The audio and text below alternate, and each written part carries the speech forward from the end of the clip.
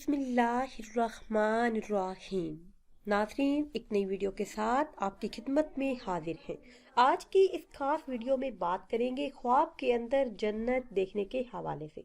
हज़रत इब्न सरीन रहमतुल्लाह अलैह फरमाते हैं, ख्वाब में जन्नत देखना हक़ ताला की तरफ से खुशी मिलने पर दिलालत करता है और ये ख्वाब खुशखबरी की दलील है।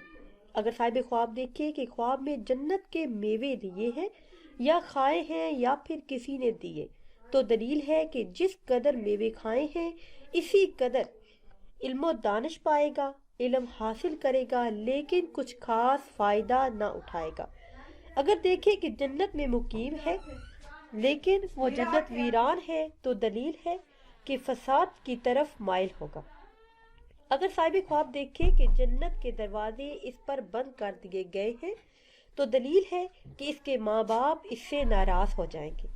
अगर साहिब ख्वाब देखे कि ख्वाब के अंदर जन्नत के पास जाकर वापस लौट आया है, तो दलील है कि मौत जैसी बीमारी में गिरफ्तार होगा लेकिन जल्द ही शिफा पाएगा। अगर साहिब ख्वाब देखे कि फरिश्ते हाथ पकड़कर इसको जन्नत में लेकर जा रहे हैं, तो दलील है कि दोनों जहां की मुराद पाएगा।